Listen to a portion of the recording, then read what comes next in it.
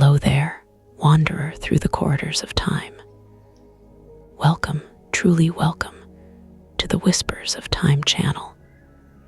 I'm so deeply glad you've arrived here tonight, to this sanctuary of softness and ancient voices, where the chaos of the present dissolves like morning mist, and something older, quieter, infinitely more peaceful takes its place in your mind. Maybe today has been relentless. Maybe your thoughts have been racing in circles with no escape. Maybe you simply need to disappear completely, to become someone else, somewhere else, someone else so distant that nothing from your modern life can possibly follow you there. Tonight, we're embarking on perhaps our most extraordinary journey yet.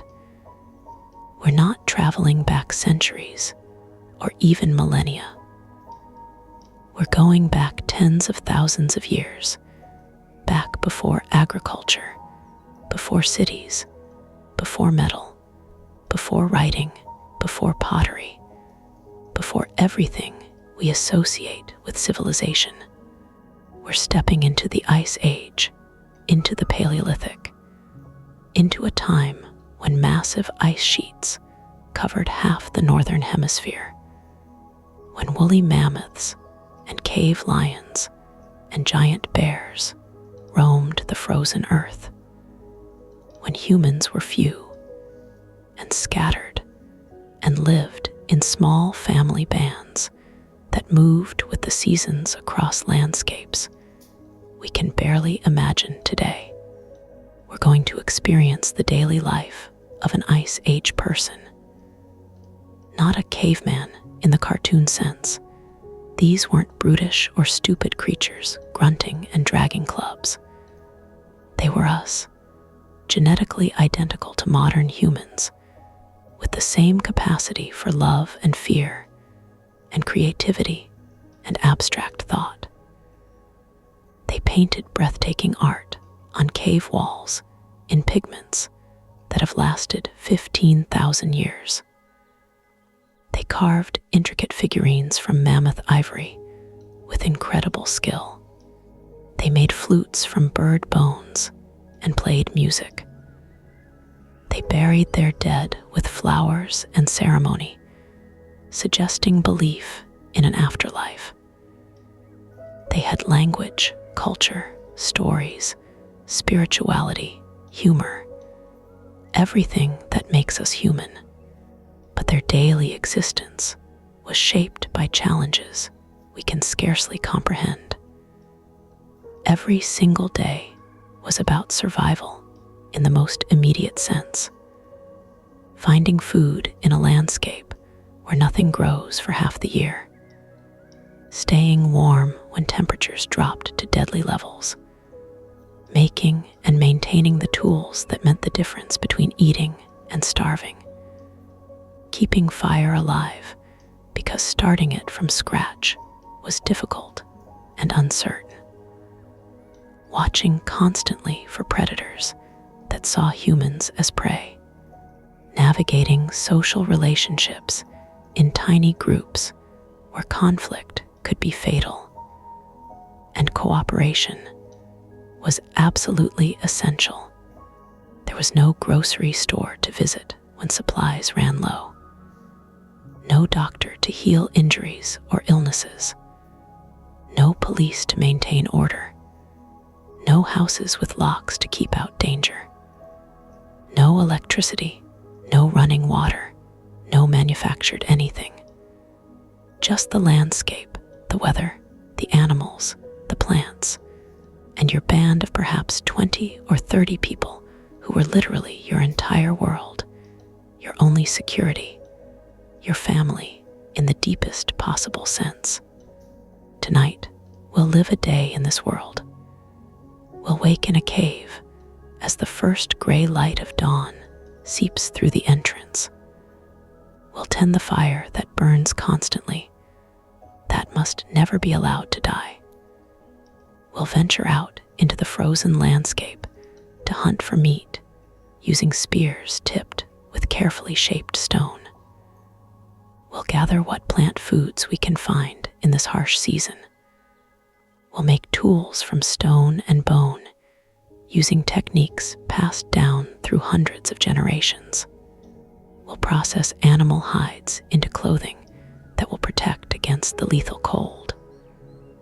We'll return to the cave as darkness falls and gather around the fire to eat and tell stories and sing wordless songs that seem to emerge from the earth itself.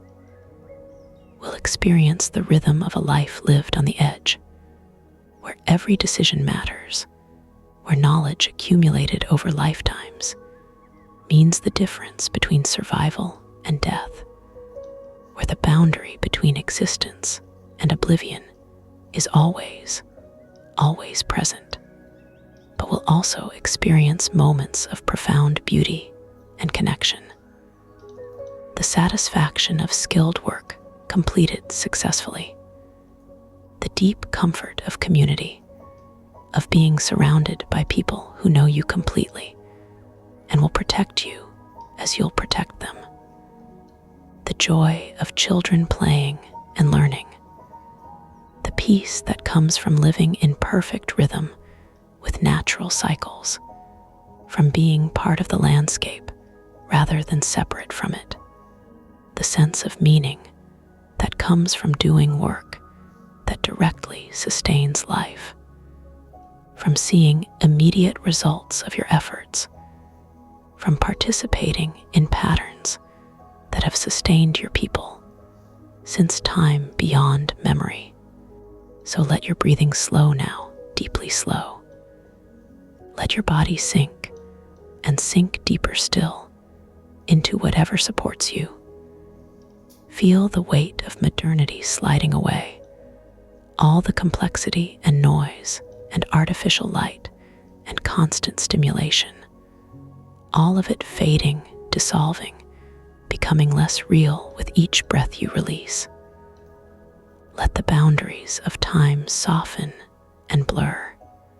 Let yourself drift backward through the centuries, through the rise and fall of empires, through the development of writing and the wheel, through the agricultural revolution when humans first planted crops, back before any of that, back to when we were nomads, hunters, gatherers, living in intimate partnership with a wild world that was harsh, but also generous to those who understood its rhythms.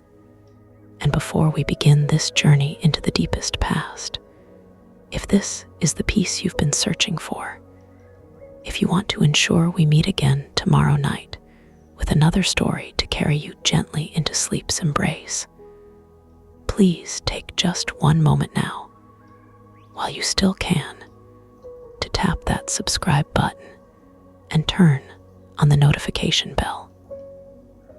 I'll be here waiting for you tomorrow evening at this same time, same gentle voice, same refuge from the modern world's relentless demands. Most people drift into sleep within the first few minutes of these journeys, so do it now while your eyes are still open, while your fingers still remember how to move. One small tap, and I promise we'll meet again tomorrow night. And every night, you need to escape into the past's peaceful arms. Now then, close your eyes if they're not already closed. Feel your body, really feel it, heavy and warm and completely safe. Feel yourself beginning to drift, to float, to move backward through time like a leaf carried on a gentle current, moving effortlessly, naturally, back through the years and decades and centuries and millennia, back before everything you know, back to a time when the world was white with ice and humans were few and every star in the sky was brighter than you've ever seen because there was no light pollution, no cities, nothing but the vast, dark earth and the infinite cosmos overhead. Let's begin our journey now, back to the Ice Age, to the cave, to the person who is just now stirring in the darkness before dawn, ready to begin another day of the most fundamental work, staying alive. The person wakes slowly in the cave's darkness, consciousness returning gradually like water seeping into dry ground, not all at once, but in stages, moving from the depths of sleep toward wakefulness through layers of increasing awareness. The first sensation is cold, the deep, penetrating cold that is always present in this season, that never entirely goes away, even inside the cave, with the fire burning constantly. The second sensation is the weight of the furs piled on top, the blessed weight that traps body heat and creates a small, warm pocket beneath their mass, a pocket that the person is reluctant to leave. The furs are precious beyond almost any other possession. Each one represents a successful hunt, careful processing, weeks of work scraping and stretching and softening the hide until it became supple enough to sleep under. The largest is from a young mammoth that the band killed 2 years ago in an exhausting hunt that lasted 3 days and nearly cost 2 hunters their lives. The mammoth fur is thick and woolly, incredibly warm, almost impossible to obtain because mammoths are dangerous and rarely can be successfully hunted. The person's portion of that hide, earned through participation in the hunt, is treasured above almost everything else. There are other furs layered beneath and above the mammoth hide. Several reindeer pelts sewn together, soft and flexible. 2 Arctic fox furs, pure white and impossibly soft. A cave bear hide, enormous and heavy, that the person's father killed in a desperate encounter when the person was still a child. Each fur has a story, a memory, a connection to past events and past people, some of whom are still alive, and some of whom have passed into the spirit world that everyone believes exists somewhere beyond the reach of mortal senses. The person lies still for a long moment, listening to the soundscape of the cave, reading it for information about what kind of day this will be, what dangers or opportunities might await. The breathing of other sleepers fills the space with a soft, rhythmic susurration, perhaps 15 people in total, the core band that has been sheltering in this cave for the past several moons. Some breathe deeply and slowly, lost in the depths of sleep. Others breathe more lightly, perhaps dreaming, perhaps close to waking. Somewhere near the fire, an infant makes a small sound, immediately followed by the mother's whispered soothing, the universal sound of comfort that transcends all languages and times. The fire itself provides its own sounds, the soft crackle and pop of burning wood, the occasional collapse of a log settling into embers, the faint whistle of air moving through the ventilation cracks that keep smoke from accumulating to dangerous levels. The fire burns constantly, day and night, tended in shifts by whoever is awake, never allowed to go out completely because making new fire is difficult and time-consuming and uncertain. The person knows how to make fire. Everyone does. It's essential knowledge taught to children as soon as they're old enough to understand. But knowing how and wanting to do it are different things. Better to maintain what you have than to need to create it from scratch. From outside the cave comes the faint sound of wind moving across the frozen landscape. A low moan that rises and falls, sometimes barely audible, sometimes loud enough to wake the lightest sleepers.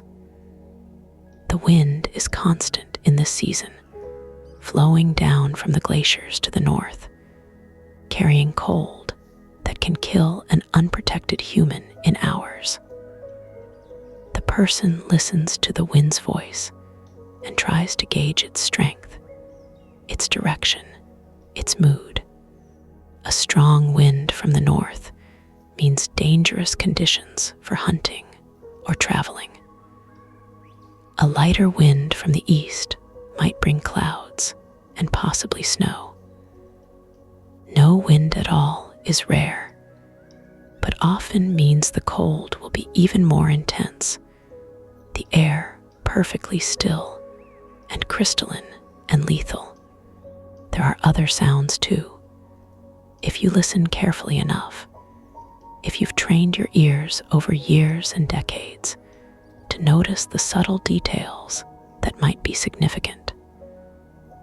The drip of water from somewhere deeper in the cave system, where ice melts and refreezes in endless cycles, creating the strange formations that look like frozen waterfalls hanging from the ceiling. The tiny sounds of small creatures moving in the darkness of the deeper chambers, mice and bats, and other things that make their homes in the cave's protected environment. The settling and creaking of the rock itself, responding to temperature changes and pressures that humans can't perceive directly, but that the stone somehow feels and expresses. And from outside, very faintly, the calls of ravens greeting the approaching dawn, their harsh croaking voices carrying across miles of frozen landscape, announcing their presence, maintaining contact with their mates and family members, engaged in the eternal business of being alive. The ravens are important to the band, almost sacred in their way, because they lead hunters to kills, circling above dead or dying animals, marking their location for anyone clever enough to follow. The person has learned to pay attention to raven behavior, to understand their calls and movements, to recognize that they are not just birds, but partners in the constant quest for food.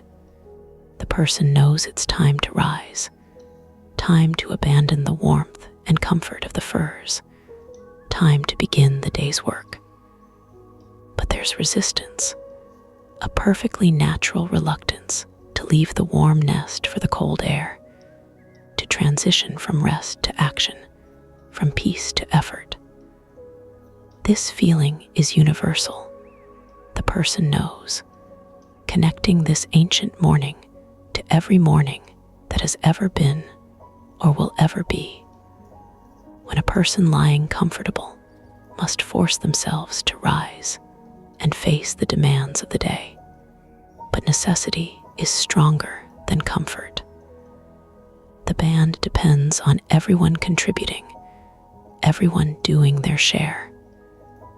There are no passengers here, no one who can afford to be lazy or self-indulgent. Survival requires effort, constant effort, from everyone capable of giving it.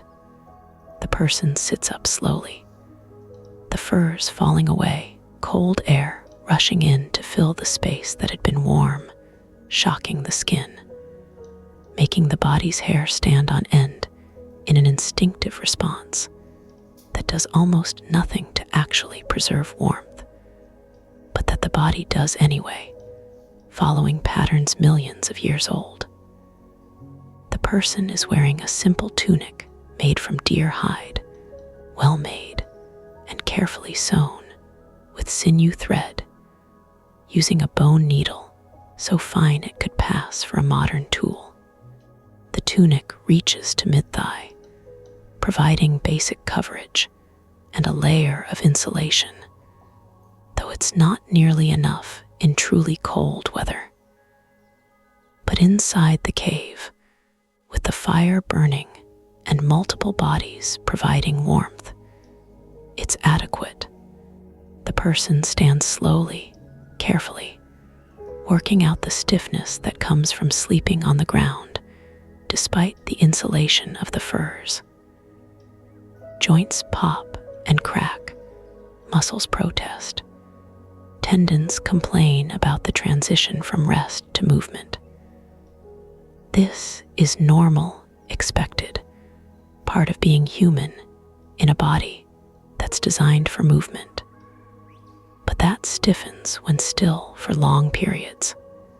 The person stretches, reaching up toward the invisible ceiling above, feeling the pull in shoulders and back and sides, working blood into muscles, preparing the body for the physical demands that will come with the day, moving carefully through the dimness, stepping over sleeping forms, avoiding the scatter of tools and baskets and personal possessions that cover much of the cave floor. The person navigates by memory and the faint red glow of the fires, embers toward the center of the main chamber. This is a journey made every morning, so familiar that it could be done with eyes closed.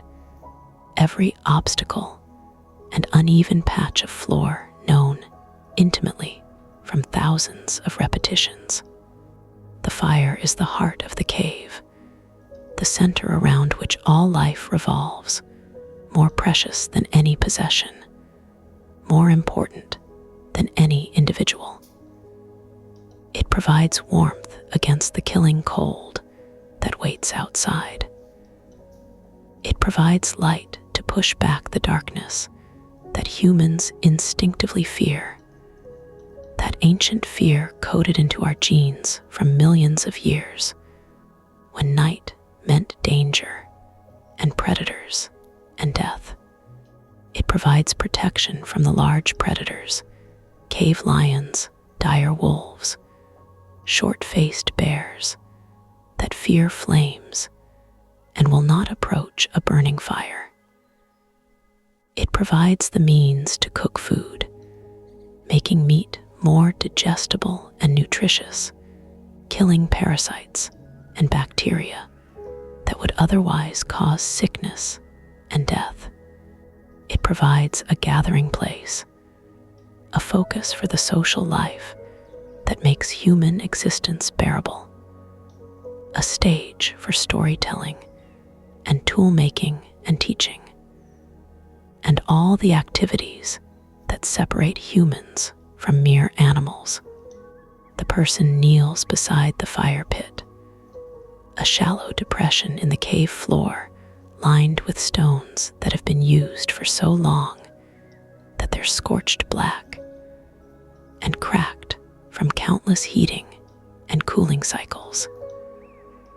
The embers glow red and orange, still alive, still containing the potential to burst into flame with the proper encouragement. The person adds small sticks first, dry twigs saved for exactly this purpose, arranged carefully over the hottest coals, then leans close and blows gently, steadily, feeding oxygen to the embers, coaxing them to give up their stored heat and ignite the new fuel. This is an art, a skill learned in childhood and practiced everyday essential knowledge that everyone in the band possesses, because firekeeping is too important to leave to specialists. The breath must be steady, not too hard or the embers will scatter and cool, not too soft or nothing will happen. The angle must be right, directing air into the hottest areas where ignition is most likely. The fuel must be dry and properly sized, small enough to catch quickly, but substantial enough to create lasting flames. The sticks begin to smoke, thin gray wisps rising into the air, and the person continues blowing, patient, persistent, knowing that success will come if the technique is correct and the materials are right. And then, suddenly, a small flame appears, hesitant at first, flickering uncertainly, then growing stronger, spreading to adjacent twigs, beginning to crackle and consume the dry wood with increasing confidence. The person adds more fuel, slightly larger pieces now that the fire is established, building it carefully, not too much too fast, or the flames will be smothered, but steadily increasing the size and heat until proper flames are dancing, and the fire is reliably burning. As the person tends the fire, adding progressively larger pieces of wood from the stack kept nearby for this purpose, others in the band begin to wake. An older woman, her face deeply lined and her hair completely white, rises from her sleeping place near the wall and comes to join the fire tending, nodding approval at the way the flames are developing, adding her own carefully selected pieces of wood in places where they'll burn most efficiently. No words are exchanged. The work speaks for itself. The shared understanding of what needs to be done, eliminating the need for verbal communication. A young man, perhaps 20 years old, stretches and yawns enormously, his jaw cracking with the force of it, then moves toward the cave entrance, presumably to relieve himself in the designated area outside, far enough from the cave that waste won't attract scavengers or predators, but not so far that he'll be vulnerable to danger in the dim pre-dawn light. The older woman watches him go, her eyes tracking his movement, making sure he returns safely. This is her son, and though he's a capable hunter and warrior in his own right, she still watches over him with the instinctive protectiveness of mothers everywhere. Children begin to stir, their voices soft and sleepy, making the small, wordless sounds of those not yet fully awake, but moving toward wakefulness in that gradual way that children have.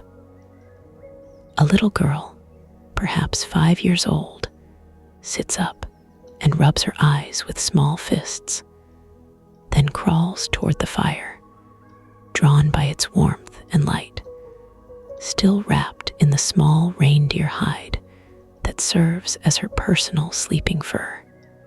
She settles close to the fire, soaking in its warmth, watching the flames with the fascinated attention that fire always commands, especially from children. The cave itself is not large by some standards, perhaps 40 feet deep and 25 feet wide at its widest point, with a ceiling that varies from barely head height at the entrance to perhaps 15 feet in the main chamber, disappearing into darkness beyond the reach of the firelight.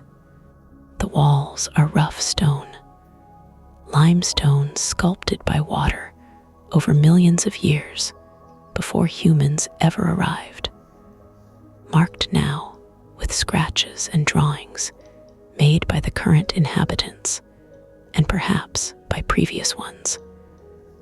Because this cave has been used as shelter for longer than anyone can remember or calculate.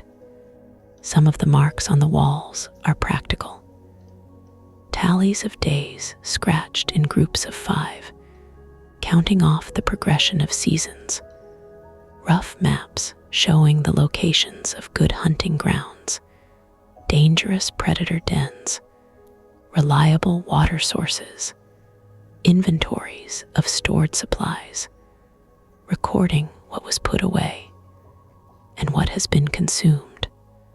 Others are artistic, handprints made by pressing a palm to the wall and blowing powdered red ochre around it, creating negative images that declare, "I was here, I existed, I left my mark on this place."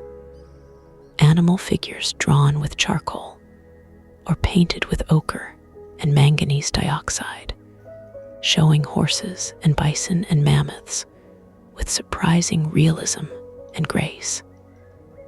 Abstract patterns of dots and lines, whose meaning is now lost, but that clearly meant something to whoever made them.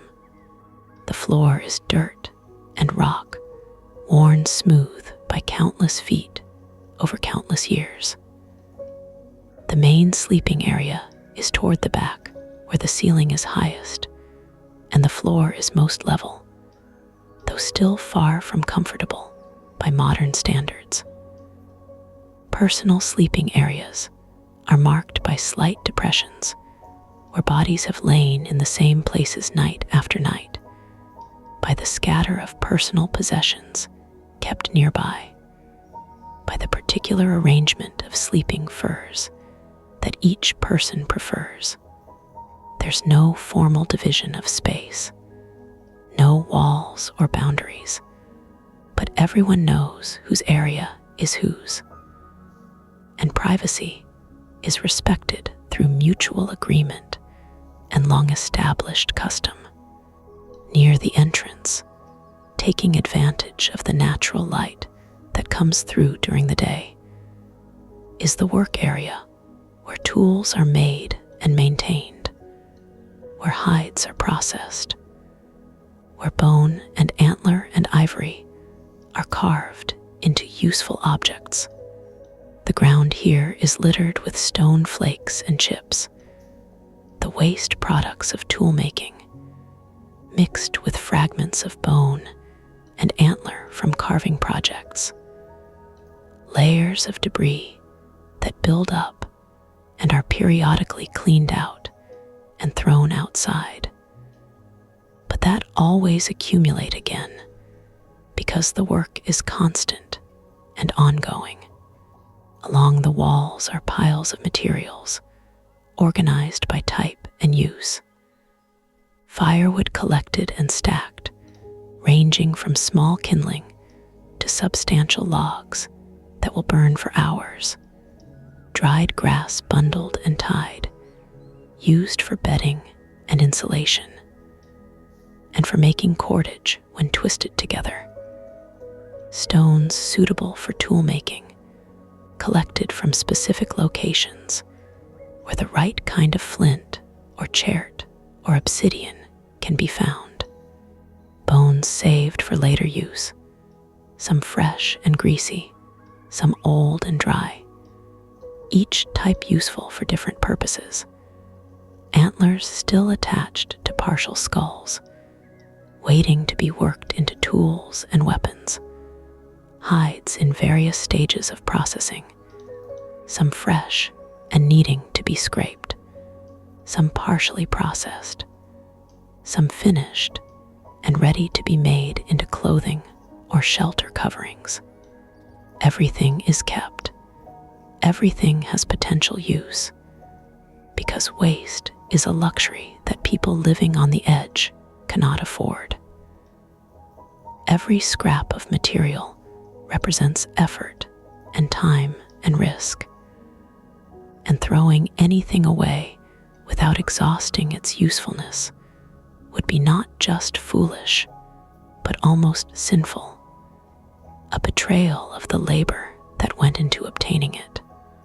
The band lives with an intimate awareness of the true cost of things, measured not in abstract currency, but in time and effort and danger. And this awareness shapes every decision about what to acquire and how to use it. As more people wake and the fire grows stronger, the cave becomes noisier, more animated, filling with the sounds of human activity and conversation. The language spoken is lost to history. No recordings or writings to preserve it, but the rhythms and patterns are probably similar to modern speech. Rising inflections for questions, emphatic tones for important statements, the back and forth of normal conversation, occasional laughter at something funny, the soothing tones used with children who are fussy or frightened. The person we're following moves back to the sleeping area and begins the morning routine of organizing possessions, rolling up the furs and tucking them against the wall where they'll stay until evening, checking that nothing has been lost or damaged during the night. The person's personal tools are kept in a leather bag made from the entire hide of a small deer, tanned and folded and tied with leather thongs. Opening this bag, the person checks its contents with the same care a modern person might check their wallet or phone. Several hand axes made from carefully knapped flint, each one shaped for a specific purpose: chopping, scraping, cutting, piercing. A selection of smaller flakes with sharp edges, useful for detail work, and all made from bone for punching holes in hides. A knife with a flint blade attached to a wooden handle with pine resin, and wrapped with sinew for strength. Several spear points that can be hafted to wooden shafts when needed. These tools represent hundreds of hours of work spread over years. Each piece of flint must be carefully examined to understand its grain and structure, then struck in precisely the right way, with precisely the right force, at precisely the right angle, to produce useful flakes and blades. The learning curve is steep and brutal. Beginners produce mountains of shattered stone and useless fragments before they begin to develop the hand-eye coordination, the spatial reasoning, the tactile sensitivity required to consistently create functional tools. The person checking these tools learned the skill as a child, watching elders work, trying and failing thousands of times, gradually improving through persistent practice, until the knowledge lived in the hands and could be performed almost without conscious thought. The way skilled musicians play instruments or skilled craftspeople work their materials, but tools wear out, break, become lost, and must constantly be replaced. Every time you use a stone knife, tiny particles of the edge are worn away or broken off. Every time you chop with a hand axe, small chips fly off. Every time you scrape a hide, the scraper's edge becomes duller. Nothing lasts forever, especially tools made from stone that are used for heavy work. So tool making is not an occasional activity, but a constant process. Something done whenever there's time and suitable materials are available. An ongoing investment in the future that pays off every time you need to cut meat or shape wood or scrape a hide. The person mentally assesses the current toolkit. The hand axes are in good condition. The knife needs resharpening. One of the spear points has a small chip that weakens it, and it should probably be replaced before the next hunt. Mental notes are made for later action. There's a good flint outcrop about 2 hours walk to the east, and if today's hunt is unsuccessful, perhaps tomorrow would be a good day to go there and collect raw material for making new tools. Breakfast is not really a meal in the way we understand meals today, with specific foods prepared and served at specific times. Instead, people eat opportunistically, taking food when they're hungry, and when food is available, which is not always the same thing. Near the fire, someone has placed several roots that were wrapped in wet clay and buried in the coals last night, and they're now cooked through. The outsides charred black, but the interiors soft and steaming.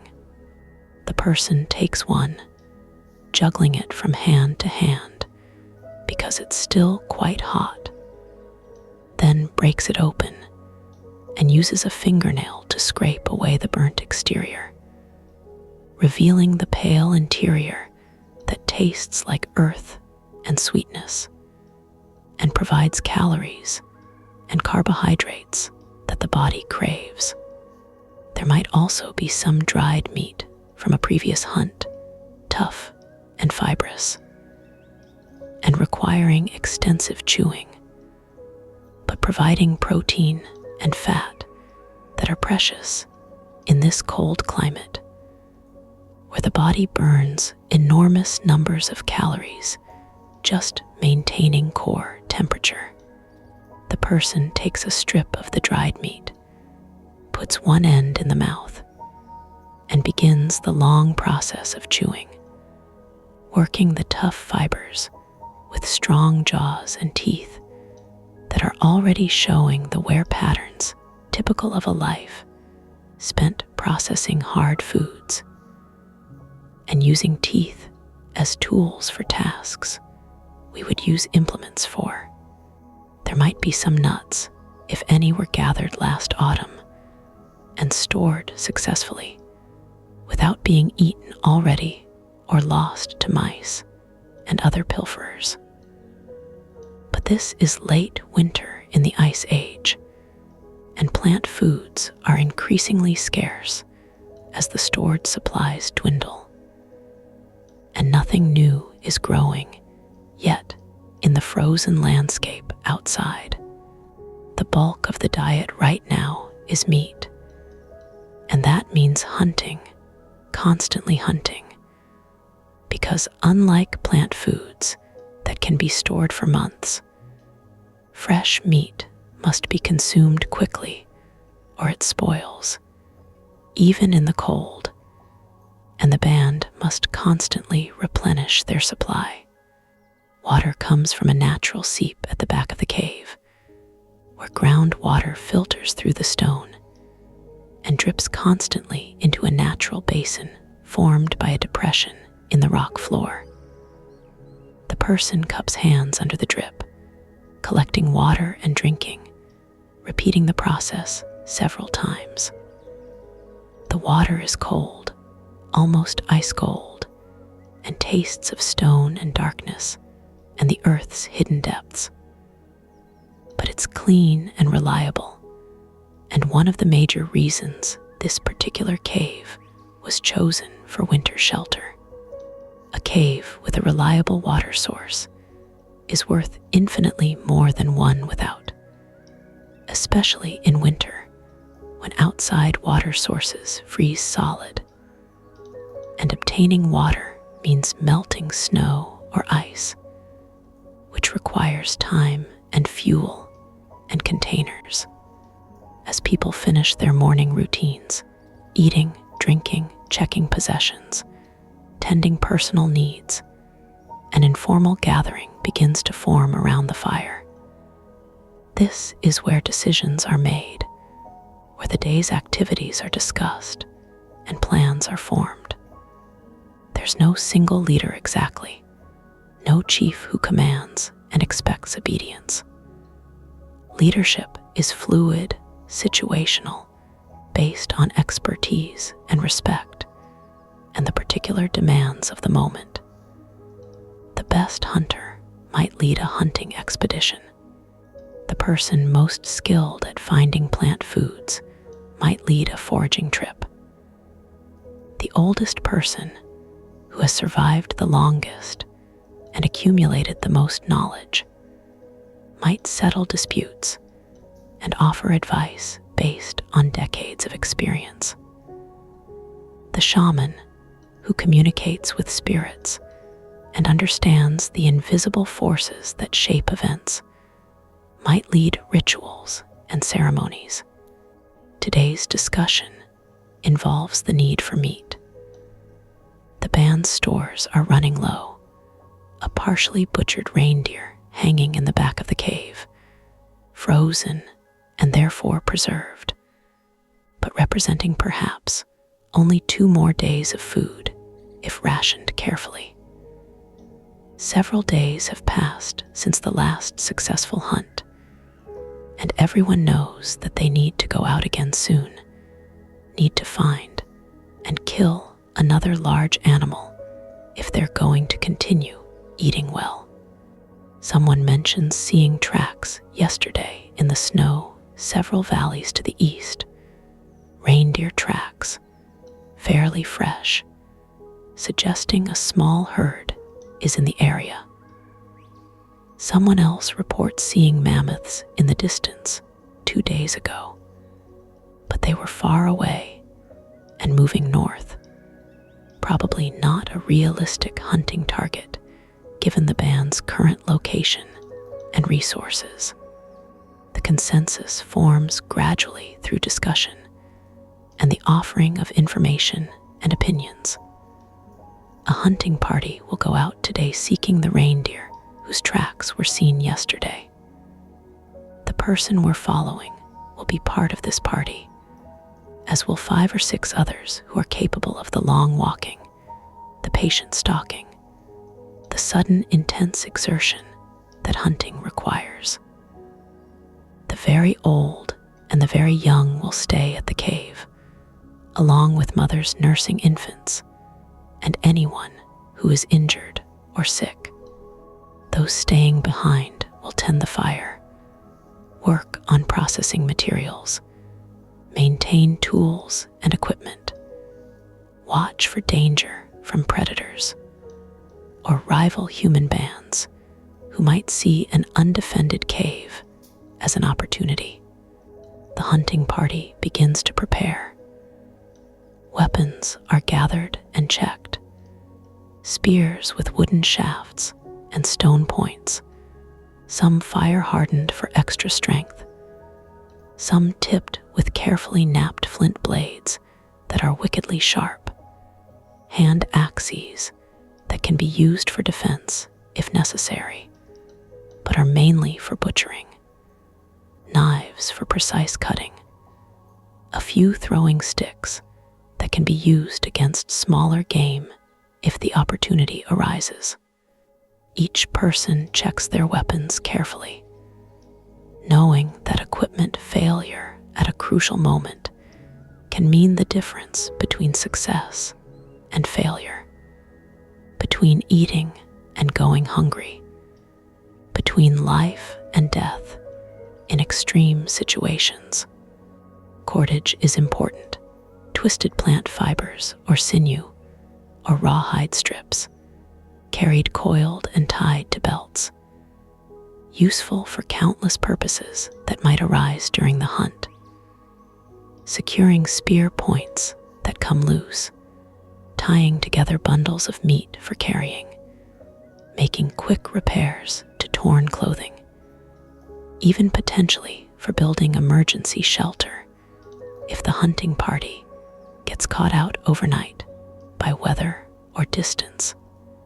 The person checks a coil of cordage made from the inner bark of willow trees, painstakingly processed and twisted into strong, flexible rope, adds it to the belt, makes sure it's secure.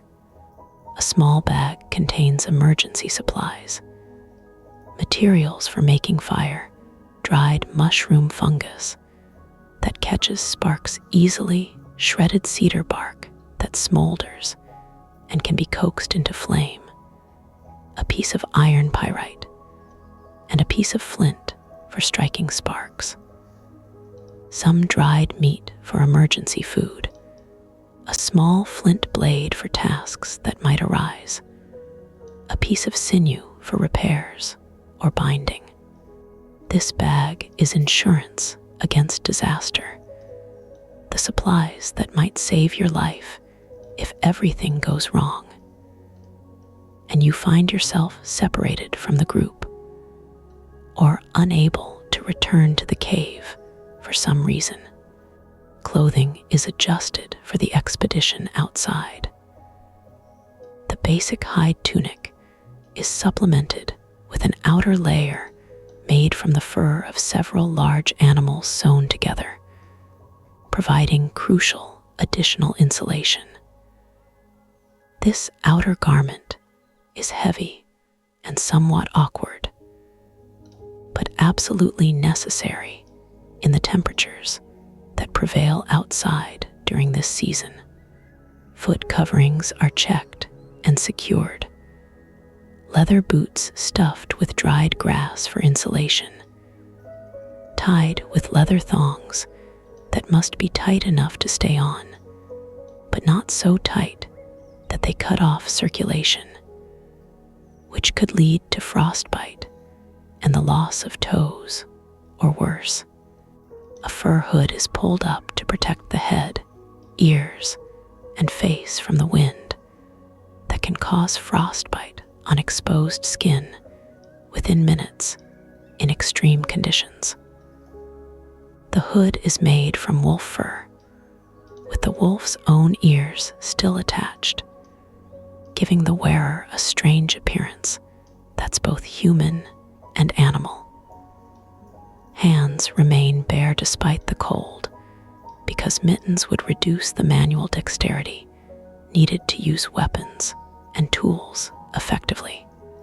The hunters will simply have to endure the numbness and pain in their fingers, trusting that movement and exertion will keep blood flowing enough to prevent serious cold injury. The hunting party gathers at the cave entrance. 6 people in total, including the person we're following, all equipped and ready, waiting for the final go-ahead from the leader who is checking the weather outside, looking at the sky, reading the subtle signs that will tell him whether this is a good day for hunting or whether they should wait for better conditions. The sky is clear, pale blue, and cloudless, which is good. No snow to impede travel or obscure tracks.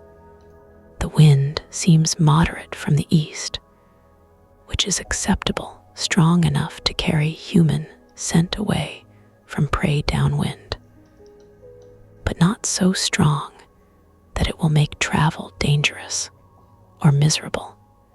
The leader nods. Today is good. They will hunt. The hunting party files out of the cave into the bitter cold of the morning, emerging from the dark protected space into the overwhelming vastness of the Ice Age landscape. The sun has risen, though it's low in the sky, even though it's now mid-morning, providing weak light and almost no perceptible warmth. The air is so cold it burns, hurts to breathe, makes the inside of the nose hurt and lungs ache.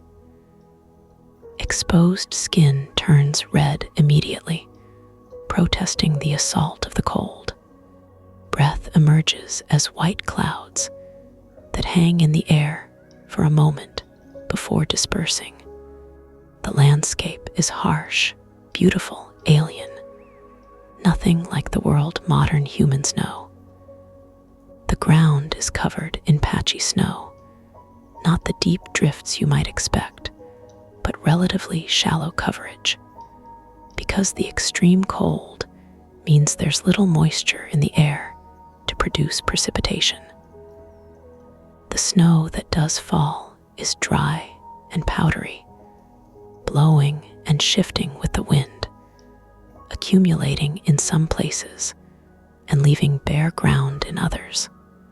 The earth beneath is frozen hard as stone, permafrost, extending down hundreds of feet. Ground that never thaws completely, even in summer. Vegetation is sparse, but not absent. Tough grasses grow in tussocks where snow hasn't drifted over them, dried and dead-looking, but still nutritious for animals that can digest them. Low shrubs cling to the ground, mostly willows and dwarf birches, stunted by the cold and the wind, rarely growing more than knee-height even when mature. In the distance, scattered stands of coniferous trees, spruce and pine and larch, provide some vertical structure to the landscape, their dark green needles standing out against the general pallor of winter.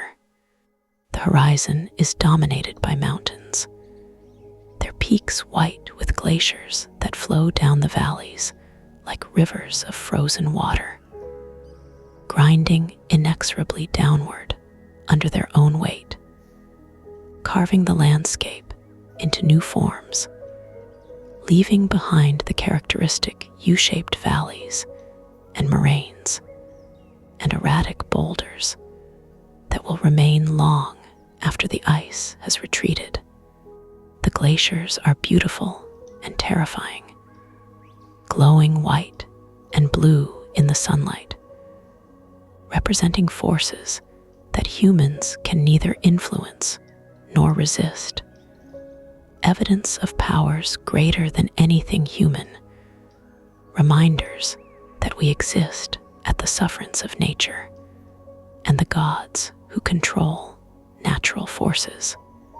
The hunting party sets out, walking in single file along a faint trail that winds through the landscape, following the path of least resistance, avoiding obstacles, moving with practiced efficiency across terrain that would be treacherous for the inexperienced. The person we're following walks in the middle of the line, neither leading nor trailing, comfortable in this position, part of the coordinated group, trusting the leader ahead to find the best route and watching for signals that might indicate a change of plan or the presence of danger. The walking is steady, but not rushed. Long experience has taught that conserving energy is crucial in this environment, where food is uncertain and exertion in extreme cold burns calories at an enormous rate. Better to walk steadily for hours than to hurry and exhaust yourself quickly, leaving you vulnerable when strength is needed. The pace is sustainable, rhythmic, almost meditative, allowing the mind to drift while the body performs its automatic function of placing one foot in front of the other, adjusting to the terrain, maintaining balance, continuing forward. As they walk, everyone is constantly scanning the environment, reading it for information, for opportunities, for threats. Every track in the snow tells a story. What animal made it, how long ago, which direction it was traveling, whether it was alone or in a group, whether it was moving normally or fleeing from something, whether it was healthy or injured or sick. Fresh tracks are valuable intelligence, suggesting where animals are and what they're doing. Old tracks are less useful, but still worth noting, building a mental map of where different species tend to be, creating a knowledge base that will be valuable in future hunts. Every broken branch, every disturbed patch of ground, every scratch on a tree, every pile of droppings provides information to those who know how to read it. A branch broken at a certain height suggests the passage of large herbivores, mammoth or bison or giant elk.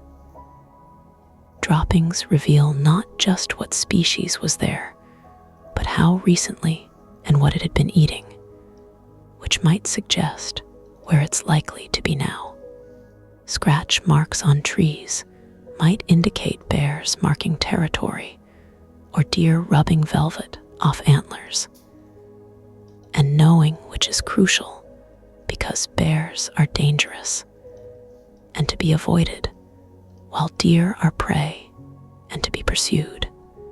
This level of attention is exhausting in one sense, requiring constant vigilance and analysis, but it's also deeply absorbing, occupying the mind completely, leaving no room for the kind of abstract worrying and rumination that characterizes modern consciousness.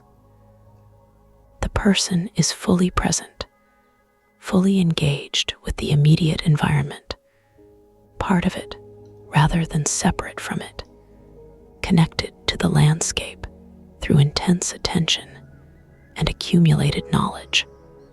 This is meditation in the purest sense, though no one would use that word. A state of heightened awareness that extends the senses and sharpens intuition, and creates a feeling of profound connection that modern people experience only rarely, if at all. The landscape changes gradually as they walk, transitioning from the rocky slopes near the cave to more open terrain where the ground is flatter and the visibility is greater. This is both good and bad. Good because they can see farther and spot potential prey from a distance. Bad because they're also more visible and exposed, vulnerable to being seen by predators or by the prey they're trying to approach. The hunting party adjusts their behavior accordingly, moving more carefully, using what cover is available, staying low when crossing exposed areas, always aware that being seen means losing the element of surprise that is often crucial to a successful hunt. After walking for perhaps 2 hours, moving steadily eastward toward the area where the tracks were seen yesterday, the leader signals for a halt. Everyone stops immediately, instantly alert, scanning the surroundings for whatever has caught the leader's attention. At first, the person we're following sees nothing unusual, just more of the same landscape they've been crossing all morning. But then, looking more carefully in the direction the leader is facing, movement becomes apparent in the distance. Small dark shapes against the white ground, perhaps half a mile away, moving slowly across the open terrain. Reindeer, a small herd, maybe 8 or 10 animals, grazing on the exposed grass and moss. moving gradually in a direction that will take them across the hunting party's current path if both groups maintain their present courses. This is opportunity, the chance the hunting party has been seeking. But it's also challenge because the reindeer are in open ground where approaching them undetected will be very difficult. The hunting party crouches low, making themselves less visible, and gathers for a whispered consultation. The reindeer are upwind, which is crucial. They won't smell human scent that the wind is carrying away from them rather than toward them. But there in the open, alert and nervous as prey animals always are, constantly scanning for threats. The strategy must be carefully planned and flawlessly executed. Mistakes will spook the herd and they'll run. And while humans can track running animals, catching up with them requires either incredible endurance or enormous luck. The plan forms through quick, quiet discussion with input from multiple hunters, a collaborative process that draws on everyone's experience and perspective. The hunting party will split into two groups. 3 hunters, including the person we're following, will wait here, hidden behind a low rise in the ground, while the other 3 circle wide to get ahead of the reindeer herd. When the circling group is in position, they'll reveal themselves suddenly, startling the herd, causing them to bolt. With luck, the panicked reindeer will run toward the waiting hunters, who will have a brief opportunity to throw spears at close range before the herd realizes the danger and changes direction. It's a complex plan requiring coordination, communication, timing, and trust. It's also dangerous because wounded reindeer can be formidable, their sharp hooves capable of inflicting serious injuries on hunters who get too close. But it's the best chance they have given the circumstances, the terrain, the behavior of the animals. Everyone agrees. The plan will proceed. The person we're following is part of the group that will wait. They settle into position behind the low rise, lying flat on the frozen ground despite the cold that immediately begins seeping into their bodies, making themselves as invisible as possible. Watching the reindeer continue their slow grazing, trying to judge where they'll be when the startling moment comes. The 3 hunters who will circle wide slip away quietly, moving with impressive stealth, disappearing into the landscape as if they've simply ceased to exist. Now comes the waiting, the hardest part of many hunts, the tedious, anxious time when nothing happens, and you must remain still and quiet and patient while cold seeps into your body and your muscles stiffen and your mind starts to wander, and you have to keep bringing it back to the present moment, to the task at hand.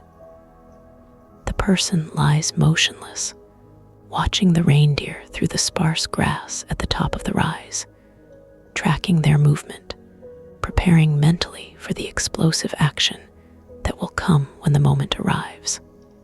The cold is intense, almost unbearable, numbing exposed skin, making fingers and toes ache with that deep bone cold that feels like it will never go away. The person flexes fingers periodically, working feeling back into them, knowing that grip strength will be crucial when the time comes to throw a spear. The spear itself lies ready, positioned for quick access, its stone point gleaming in the weak sunlight, sharp enough to pierce hide and flesh and deliver a killing wound if the throw is accurate and the force is sufficient. Time passes with agonizing slowness. The reindeer continue their gradual movement, unaware of the danger closing in around them, focused on finding food in this landscape where edible vegetation is scarce, and every mouthful must be worked for. They're thin from the winter, their ribs visible beneath their thick coats, living on the edge of starvation like most herbivores in this season, but still alive, still functioning, still engaged in the eternal project of continuing to exist from one day to the next. And then it happens. From the opposite side of the herd, the circling hunters reveal themselves suddenly with shouts and rapid movement, waving their arms, making themselves appear as large and threatening as possible. The reindeer react instantly, bunching together for a heartbeat in confusion and fear, then breaking and running, fleeing from the sudden threat, their hooves throwing up small clouds of snow, their bodies moving with that explosive acceleration that prey animals can achieve when adrenaline floods their systems. The herd is running toward the waiting hunters, exactly as planned. The person rises from hiding along with the other two, spear already cocked back, waiting for the reindeer to close the distance, waiting for the optimal moment when throwing will have the best chance of success.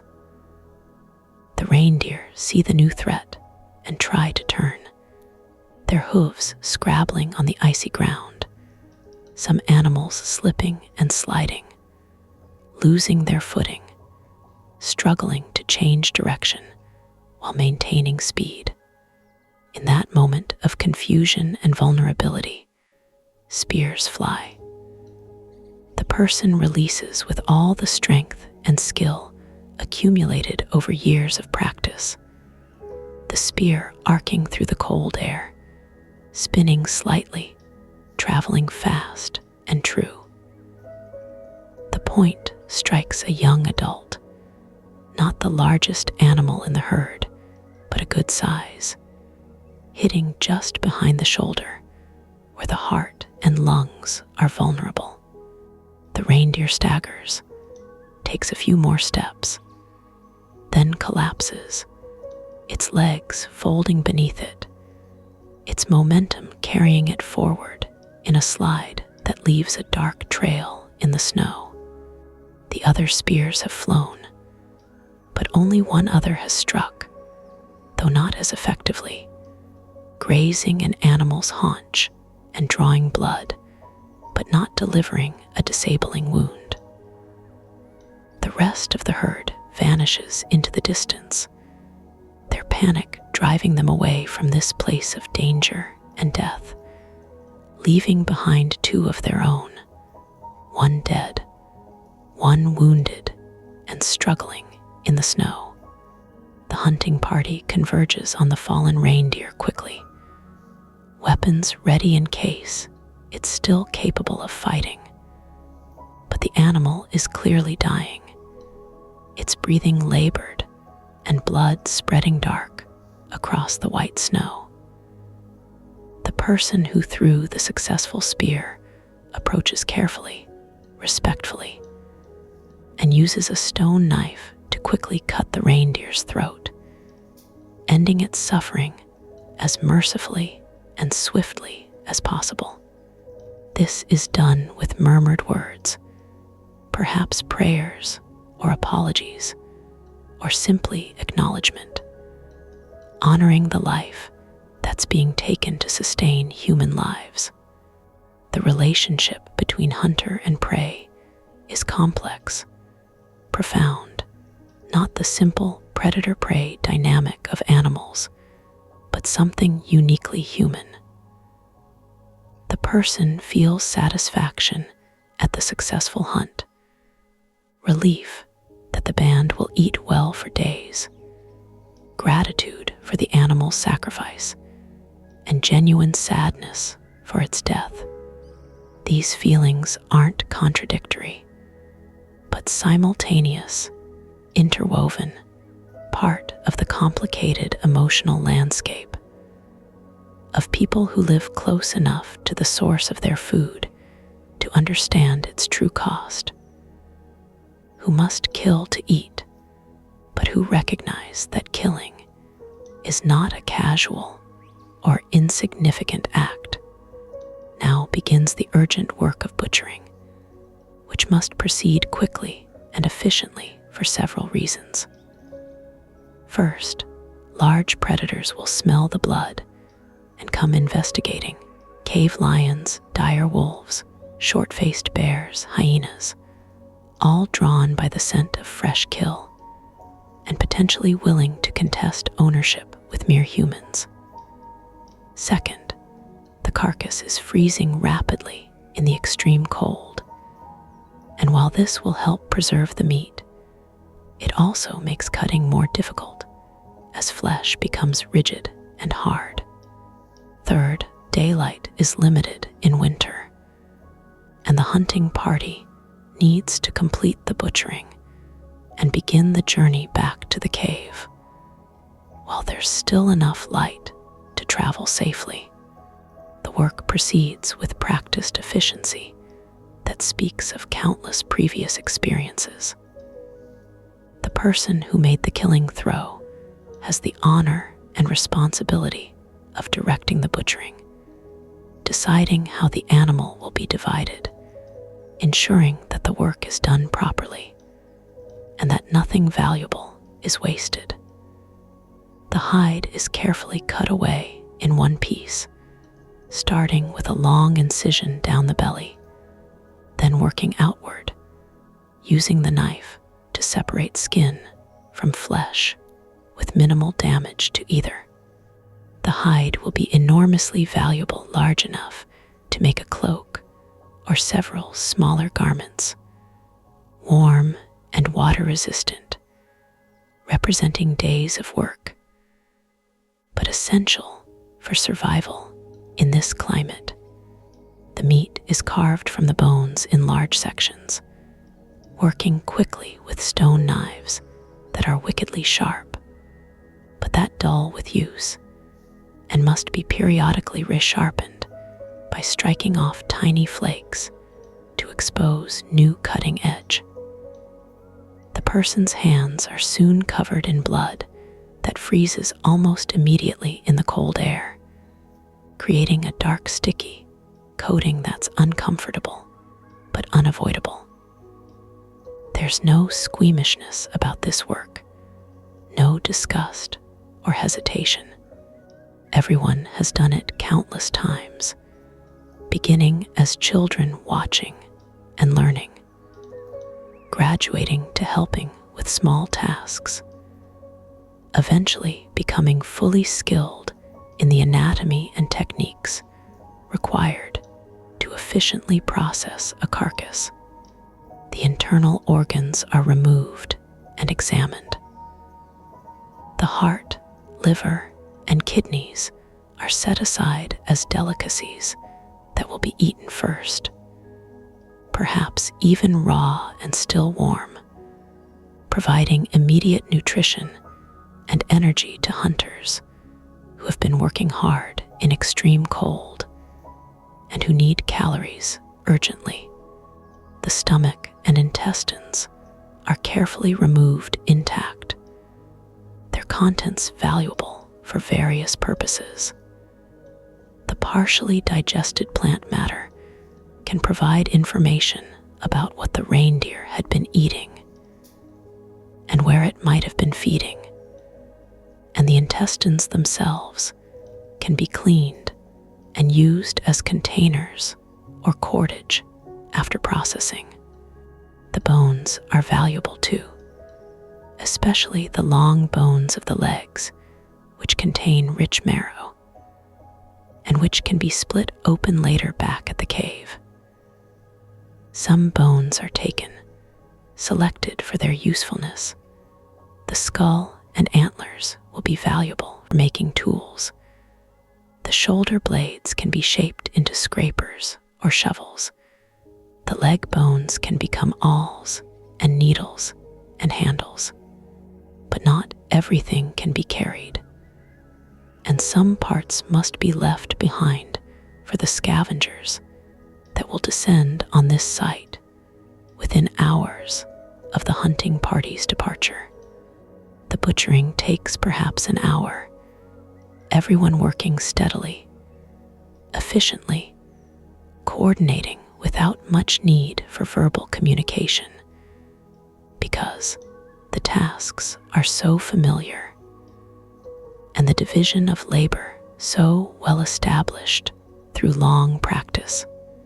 The person we're following works on removing a hindquarter, severing the major muscle groups from the pelvis, cutting through the tough connective tissue and the ball and socket joint, eventually freeing a massive chunk of meat that weighs perhaps 30 pounds, dense and heavy and precious beyond measure.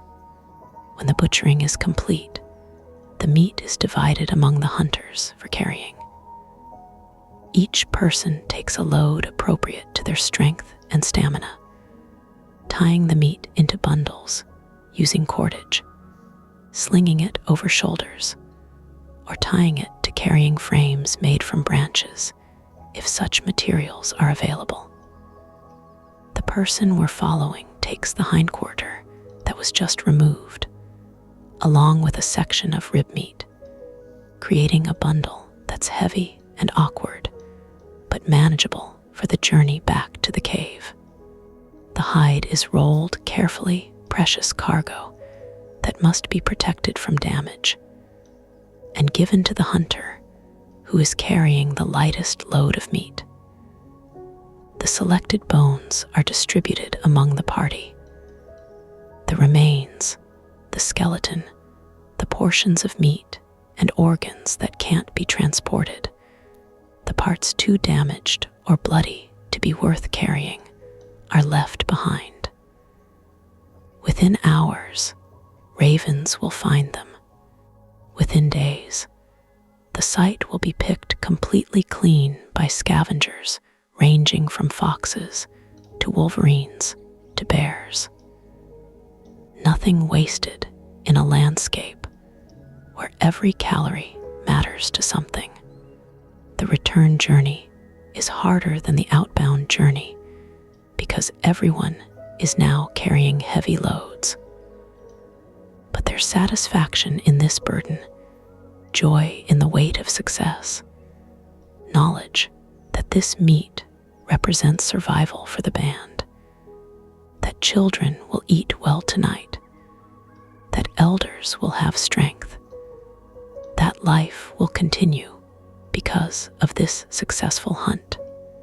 The person we're following walks steadily despite the growing ache in shoulders and back, thinking ahead to the evening, to the feast that will follow, to the stories that will be told of how the hunt unfolded, to the recognition and praise that will come from making the successful throw.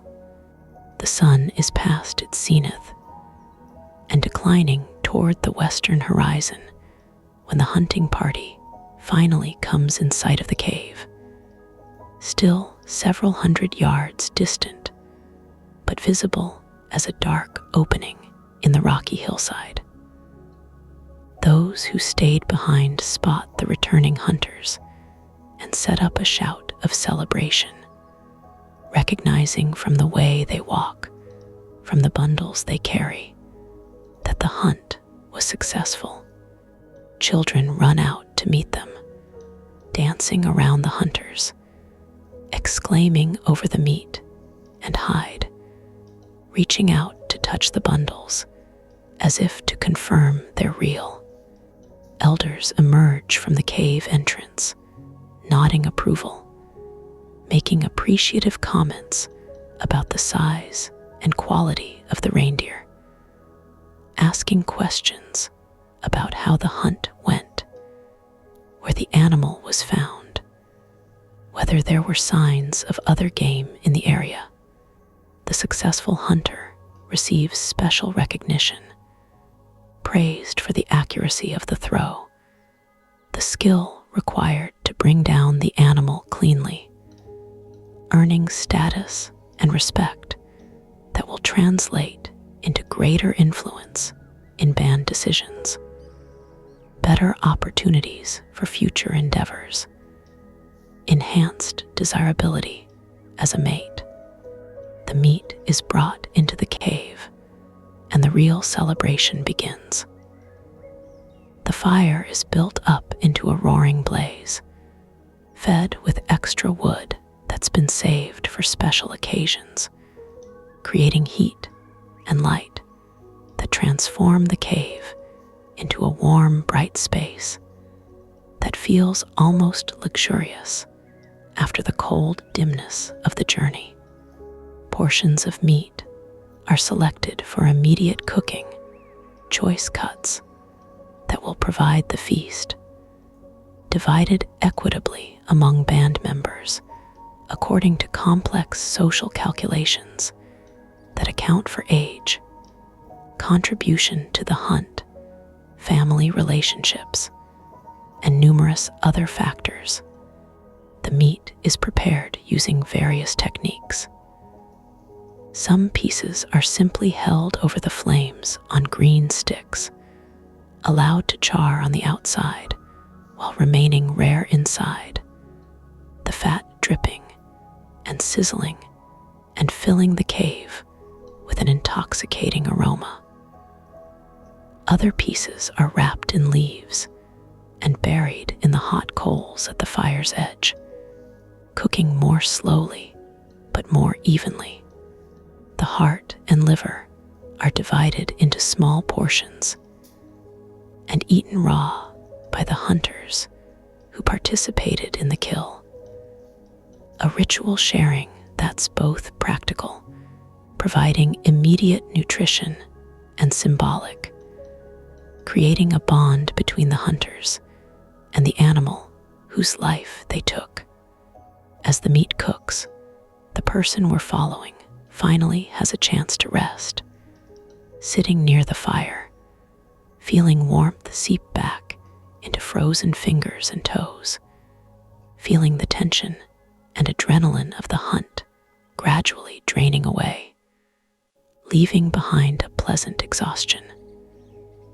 The bloody hands are cleaned using snow brought from outside, the freezing water painful but effective, removing the worst of the gore, though some staining remains in the creases and under the nails.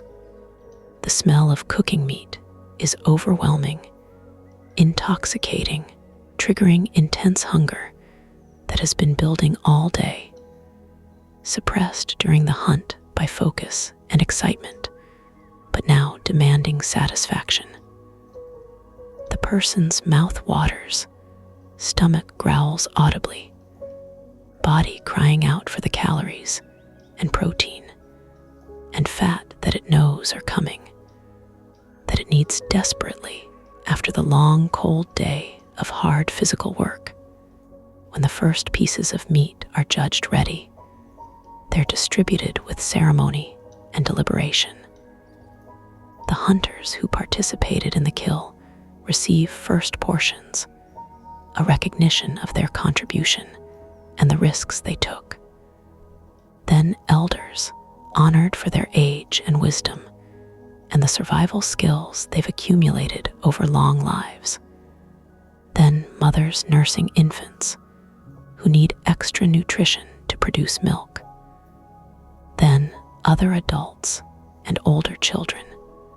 Finally, the youngest children who aren't nursing, who receive smaller portions, but who are just as excited and delighted by the feast. The person takes a piece of the roasted meat, juggling it because it's still very hot, biting into flesh that's charred black on the outside and pink and juicy inside, tasting of smoke and fat and something almost indescribable, something that connects to the deepest parts of the brain, where food and survival and pleasure merge into a single overwhelming sensation. Nothing in the modern world quite compares to this taste, this experience of eating meat hours after the kill, cooked over an open fire, consumed by someone whose body is desperate for calories after a day of intense exertion in extreme cold. Everyone eats with focused intensity at first, the overwhelming hunger taking priority over social interaction. Each person consuming as much as they can hold, because who knows when the next successful hunt will be. Because the body needs to store energy against future scarcity, the person eats steadily, methodically, feeling strength and warmth spreading through the body as food is consumed and digested, as calories are converted to energy and heat, as the urgent biological imperative to eat is gradually satisfied. Children gnaw on bones, extracting every bit of meat and sucking out the marrow, their faces smeared with grease and ash from the fire, completely absorbed in the pleasure of eating. Elders eat more slowly, but no less thoroughly, working tough meat with strong teeth that show the wear patterns of decades of heavy chewing. Mothers tear off pieces and give them to small children who aren't yet capable of handling large portions on their own, making sure everyone gets enough, monitoring who has eaten what, ensuring fair distribution. After the initial desperate hunger is satisfied, the eating becomes more relaxed, more social. This is when conversation begins, when the day's events are recounted and discussed, when stories are told and experiences are shared. The successful hunter describes the moment of the throw, the feeling of the spear leaving the hand, the satisfaction of seeing it strike true, embellishing slightly perhaps, but staying close enough to the truth that others who were there don't contradict the account. Other hunters add their perspectives, their views of how the hunt unfolded, creating a collective narrative that everyone participates in, and that will be remembered and retold on future occasions, becoming part of the band's shared history, part of the accumulated store of knowledge and experience that will be drawn on when planning future hunts. The children listen with wide eyes, absorbing the lessons embedded in the story, how to read animal behavior, how to coordinate with other hunters, how to make the throw, how to process the carcass, education disguised as entertainment, knowledge transmission happening naturally through storytelling. This storytelling serves multiple crucial functions in Ice Age society. It's entertainment, helping pass the long dark hours of evening when there's little else to do. It's education, teaching younger members about hunting strategies and animal behavior and the landscape's features. It's social bonding, creating shared memories and reinforcing relationships between band members. Its history, preserving important events in the only form available to people without writing. And its art, the fundamental human impulse to shape experience into narrative, to find meaning and pattern in the flow of events, to create beauty from the raw material of lived experience. As the evening continues and more meat is consumed, the atmosphere becomes warmer, more convivial. The tension and anxiety that always underlies life in this harsh environment, temporarily forgotten in the satisfaction of full bellies and successful cooperation. Someone begins to sing, a wordless melody that rises and falls, following patterns that feel ancient and eternal, perhaps passed down through hundreds of generations, or perhaps spontaneously created in the moment. It's impossible to know, and perhaps doesn't matter. Others join the singing, harmonizing intuitively, their voices blending and separating, creating complex vocal textures that fill the cave and seem to make the stone walls resonate sympathetically. This might be the oldest music in the world, the kind of singing that humans have done since we first developed the vocal anatomy and cognitive capacity to produce and appreciate complex, organized sound. There are no instruments tonight, though sometimes someone might tap out rhythms on a hollow log or blow across the mouthpiece of a bone flute, creating sounds that are hauntingly beautiful and that seem to come from some realm beyond ordinary existence. The person we're following joins the singing, adding a voice to the collective sound, feeling a deep contentment that seems to radiate from the core of being. The belly is full for once, truly full, not just the minimal sufficiency that characterizes most meals, but genuine satiation, even slight discomfort from eating too much. The body is warm, sitting close to the fire that's been built up higher than usual in celebration. The band is safe and together. Everyone who went out has returned alive and whole. The hunt was successful without injury or loss. In this moment, everything is right with the world. Tomorrow will bring new challenges, new dangers, new uncertainties. But tonight, now, there is food and fire and community, and that is enough, more than enough, everything that truly matters. The singing continues for a long time, fading and reviving, individual voices dropping out and rejoining. The music organic and unstructured, following no predetermined form, but creating beauty through collective improvisation. Eventually, as full bellies and warmth and exhaustion from the day's exertions combine their effects, the singing trails off into silence, and people begin to drift toward their sleeping areas. But before sleep, there's work to be done. Work that can't be postponed despite the exhaustion everyone feels. The remaining meat from the butchered reindeer must be properly stored to prevent spoilage and protected from theft by scavengers or predators.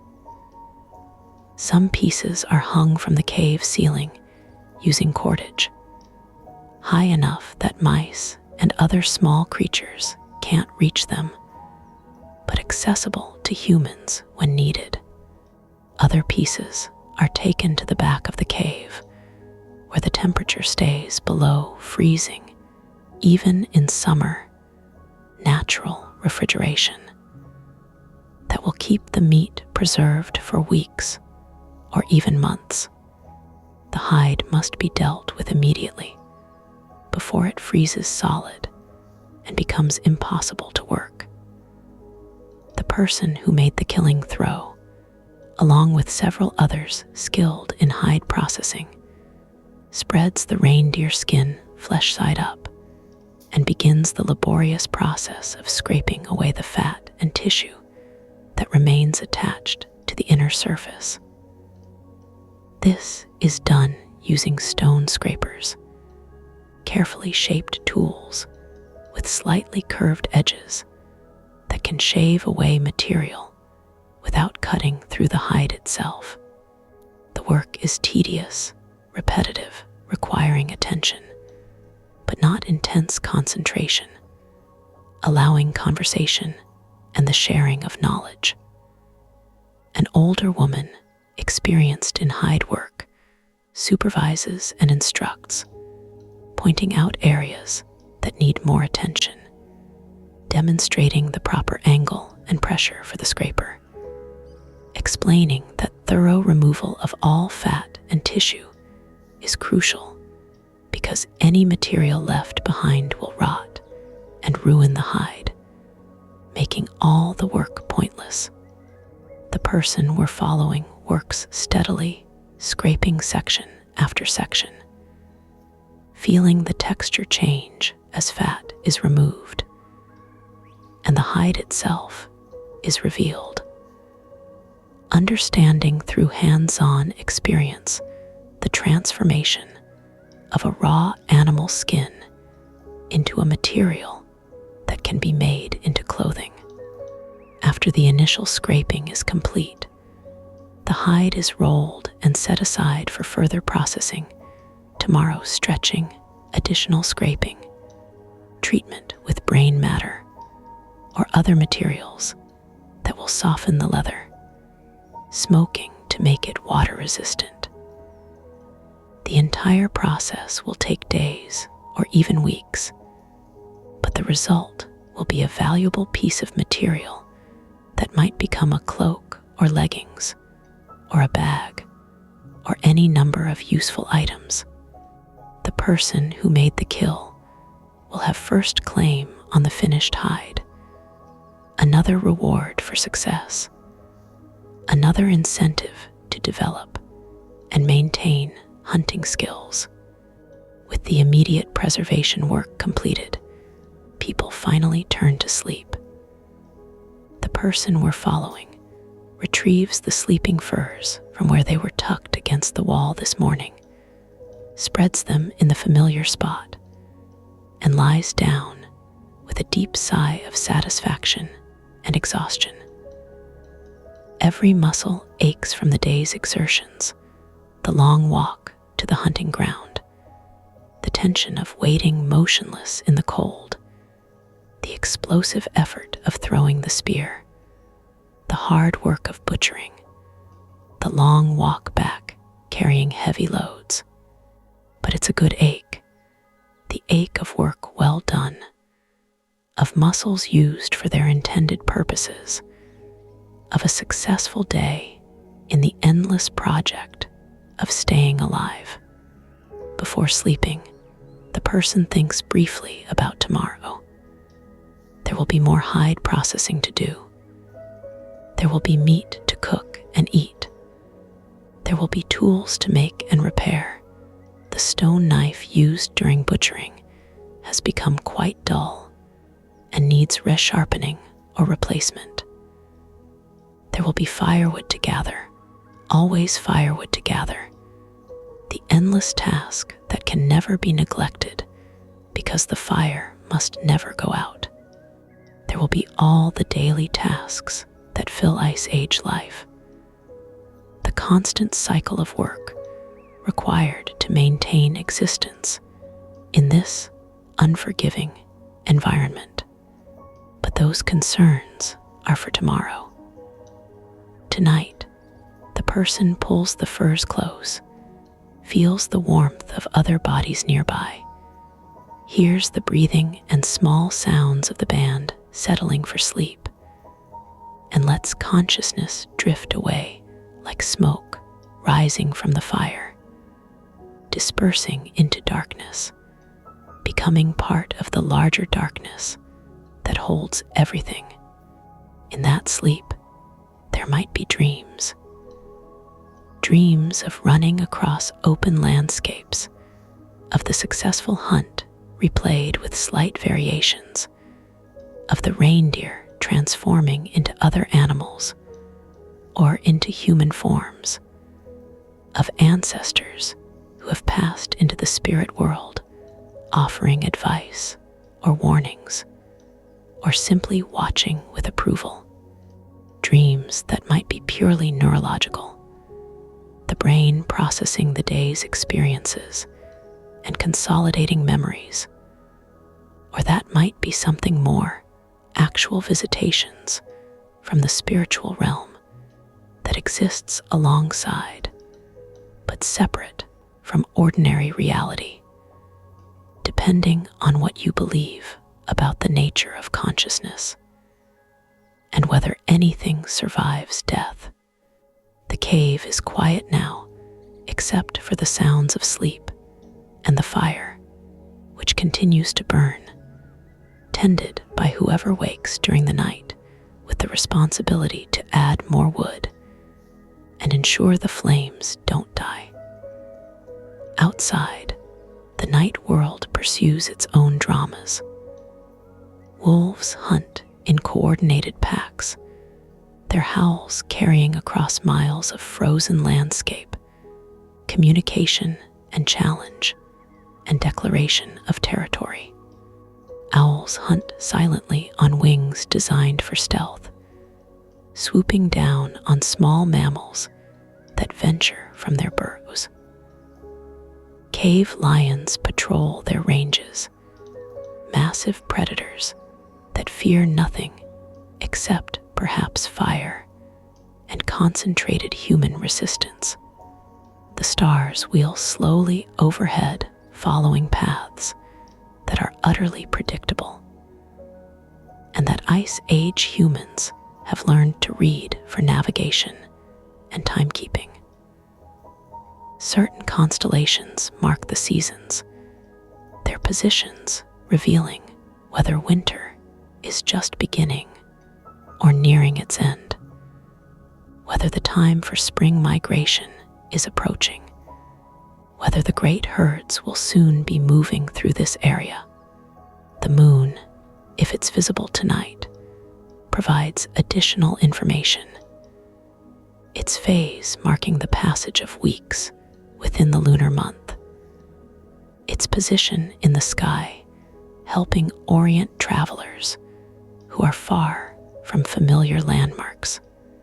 And here in this cave, in this moment that existed perhaps 20,000 or 30,000 years ago, a band of human beings sleeps in relative safety and comfort, having survived another day, having successfully hunted and eaten, and maintained the social bonds that make survival possible.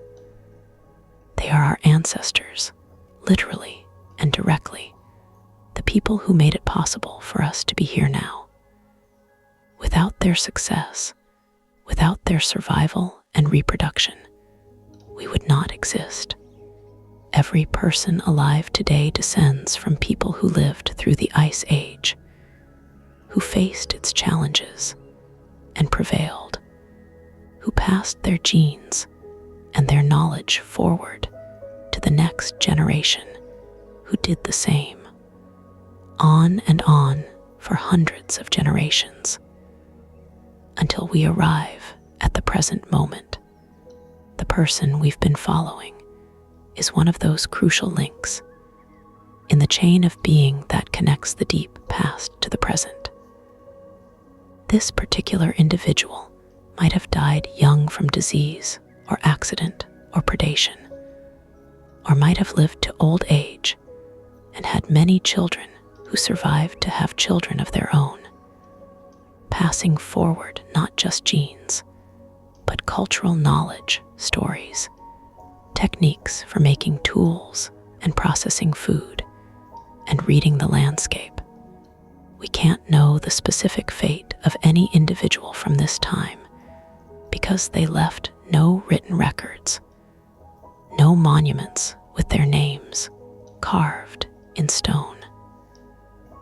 But we know that some of them succeeded, that their lineage continued, that they are part of our ancestry, whether we can trace the specific connections or not. The night passes in its slow rhythm, marked by the gradual shift of star positions, the cooling of the fire until someone wakes to add wood, the periodic stirrings of sleepers who adjust their furs or briefly wake before settling back into dreams. Outside, the temperature drops to levels that would kill an unprotected human within hours, perhaps -20 or 30 degrees Fahrenheit, with wind chill making it feel even colder. But inside the cave, there is warmth, safety, the comfort of community, the peace of knowing that you're not alone, that you're part of something larger than yourself, part of a band that will protect you as you protect them. As dawn approaches, the sky begins its slow lightening, the eternal cycle repeating itself, day following night as it has for billions of years, and will continue for billions more. The person we've been following stirs in sleep, moving toward wakefulness, but not quite arriving yet. Consciousness hovering in that twilight state between dreams and awareness. Soon, it will be time to rise, to begin another day, another turn of the wheel of existence. But for now, there's still time to rest, still time to float in the peaceful space where sleep provides shelter from all concerns. And now, let us gradually withdraw from this ancient scene, pulling back from the individual to see the band, pulling further back to see the cave in its landscape, rising higher to see the vast, frozen world of the Ice Age in all its harsh beauty. From this perspective, we can see how small and scattered human populations were, how precarious their existence, how remarkable their survival. The Ice Age was one of the most challenging periods in human history, a time when our species came perhaps closer than ever before or since to extinction. The cold was relentless, the food supply uncertain, the dangers constant. Large predators competed with humans for resources, and sometimes viewed humans themselves as prey. Climate fluctuations could devastate ecosystems and force migrations into unfamiliar territories. Disease could sweep through small populations with devastating effect. Accidents and injuries that would be minor inconveniences today could be death sentences then, when there were no doctors or hospitals or antibiotics. Yet humans survived and eventually thrived, spreading across the globe, adapting to environments ranging from tropical forests to Arctic tundra, developing the tools and techniques and social structures that would eventually lead to agriculture and civilization and all the complexity of modern life. How did we do it? What made survival possible when so many other species went extinct during this period? The answer lies partly in our biology, our large brains, our flexible diet, our ability to survive on a wide range of foods, our capacity for complex communication, our extended childhood that allows for extensive learning. But it lies even more in our culture, our accumulated knowledge, our ability to transmit information across generations, not through genes, but through teaching and learning and storytelling. Every technique for making better tools, for finding or preserving food, for creating more effective shelter or clothing, for treating injuries or illnesses, for coordinating hunts or organizing societies. All of this was discovered through trial and error, and then passed forward, building over time into the vast body of knowledge that made survival possible even in the harshest conditions. The person we've been following tonight is both recipient and transmitter of this cultural knowledge.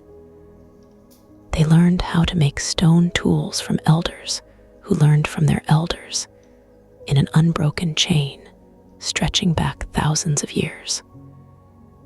They learned how to read tracks and animal behavior through observation and instruction.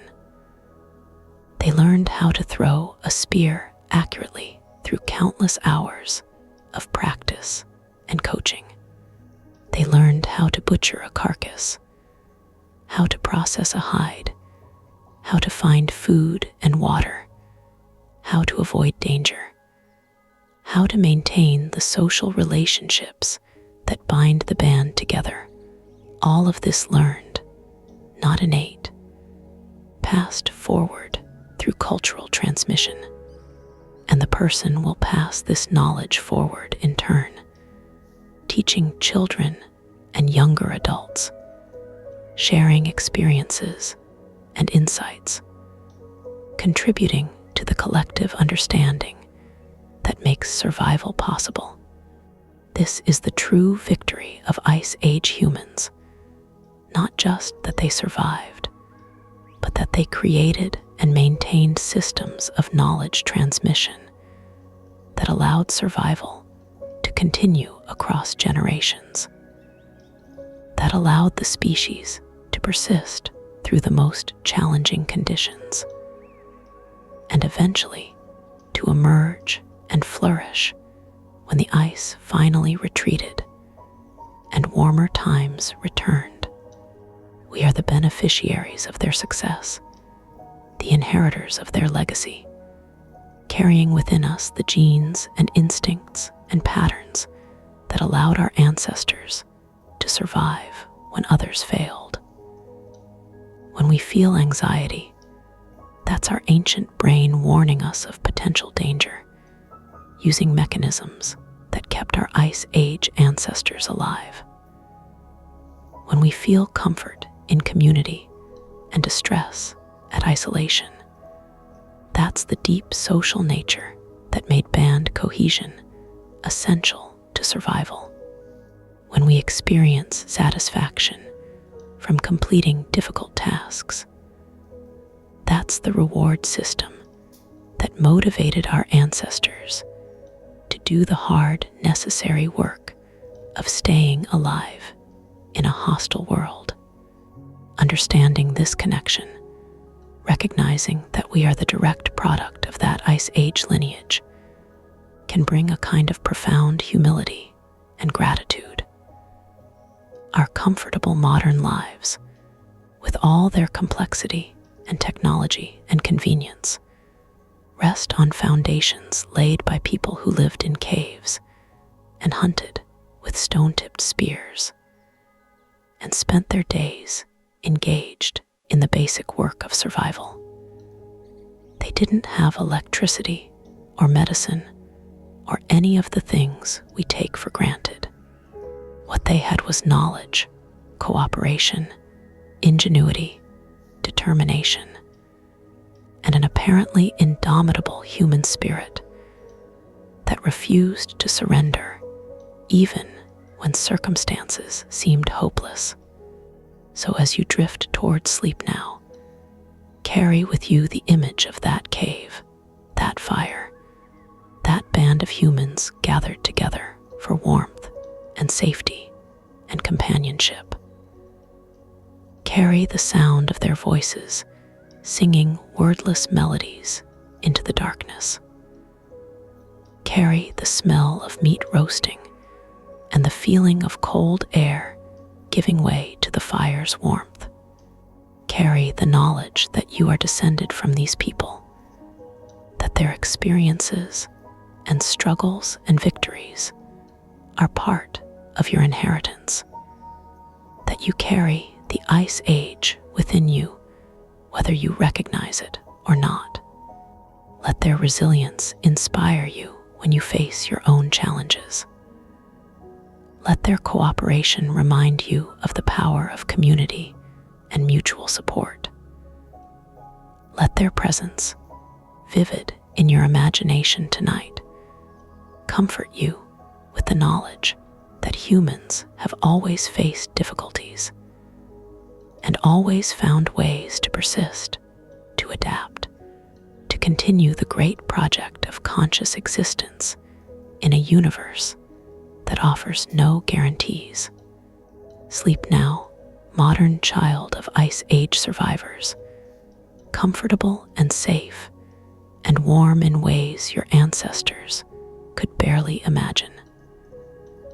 Sleep knowing that thousands of generations of successful survivors made you possible, that you carry their strength and cleverness and determination in your very DNA. Sleep knowing that the challenges you face, real though they are different from the immediate life or death struggles of the Ice Age, that you have resources and options your ancestors lacked, that survival today takes different forms, but remains achievable through intelligence and effort and connection with others. Dream of running across frozen landscapes under brilliant stars, of fires burning bright against the darkness, of communities gathered for warmth and protection and shared story. Dream of the long journey from then to now, from caves to cities, from stone tools to smartphones, from those small scattered bands to the billions who now inhabit every corner of Earth.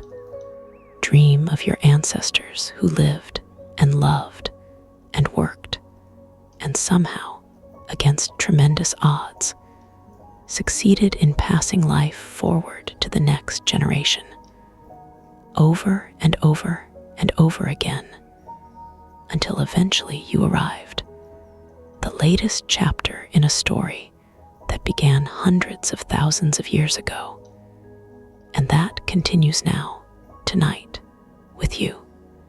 And now the cave and the fire and the frozen Ice Age world begin to fade from your thoughts like morning mist, dissolving in sunlight.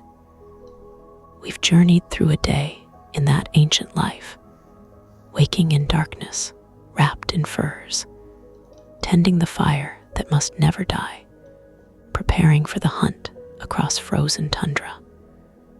We've walked for hours tracking reindeer, felt the tension of waiting motionless in deadly cold, thrown the spear with skill accumulated over years, experienced the complex emotions of successful killing. We've butchered the animal with practiced efficiency, carried heavy loads of meat back across hostile landscape, felt the joy of return to the safety of the cave and the warmth of community. We feasted on roasted meat after a day of hunger, listened to stories and songs around the fire, participated in the social bonds that made survival possible.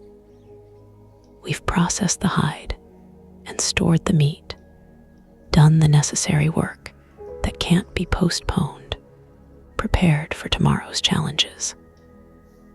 We've understood the sophisticated skills required for stone tool making, the intimate knowledge of animal behavior and landscape features, the complex cooperation that allowed successful hunting. We've recognized that these Ice Age people were not primitive or simple, but fully human, capable of art and music and abstract thought, different from us only in circumstances and technology, not in fundamental capacity or nature. You are part of this ancient story, not just a listener, but a direct descendant of people who lived exactly this way. Every time you feel satisfaction from completing difficult work, you're feeling what they felt after a successful hunt. Every time you experience joy in community and friendship, you're experiencing what they felt around the fire. Every time you use your creativity to solve problems, you're using the same cognitive abilities they used to develop tools and hunting strategies. You carry the Ice Age within you, in your genes, your instincts, your brain's fundamental architecture. Tonight, as you rest in comfort unimaginable to your Ice Age ancestors, that ancient world continues in the past, forever frozen in the moment we've been visiting. The person is stirring toward wakefulness in the cave. The fire burns low but steady, tended through the night. The frozen landscape waits outside, harsh but strangely beautiful. The band sleeps together in safety, protected by stone walls and fire and each other. The reindeer meat hangs in the cave's cool darkness, providing food for days to come. The hide waits for further processing, eventually to become clothing. Tools are scattered around the work area, evidence of constant making and repairing. Children dream of someday becoming successful hunters. Elders dream of times long past when they were young and strong, and the eternal cycle continues, day after day, season after season, generation after generation. The story of human persistence and adaptation, and the refusal to surrender to circumstances that often seem overwhelming. The routines unfold across tens of thousands of years of history. Light fades from our view, but burns eternally in those ancient caves.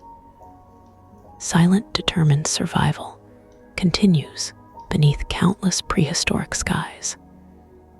And you float within it all, a small warmth in the vast human past, resting in the tapestry of stories that made you possible, that link you to the very beginning of your species, that remind you that you are part of something ancient and tested and true. If you happen to still be awake, you can watch the next chapter now. But most of you have long since drifted into sleep's gentle embrace, carried there by this ancient story, this connection to our deepest roots, this reminder that we are survivors by heritage and nature, that our ancestors overcame incredible challenges, that we carry their strength within us, even when we don't recognize it. I hope you sleep deeply and peacefully, that your dreams are filled with ancient landscapes and firelight, and the comfort of community that sustained our species through its most difficult trials. Dream of ice and stone and fur and flame. Dream of the long journey that brought humanity from those caves to where we are now. Dream of your ancestors and honor them with your rest, with your peaceful surrender to sleep's necessity, with your trust that morning will come and life will continue as it always has, as it always will, as long as humans persist in being human. Good night, traveler. Good night, descendant of Ice Age survivors. Good night, carrier of ancient fire. Sleep well in the warmth and safety they made possible through their courage and cleverness and determination. Sleep and dream and wake refreshed, ready for your own journey, your own challenges, your own chapter in the long human story that continues now through you.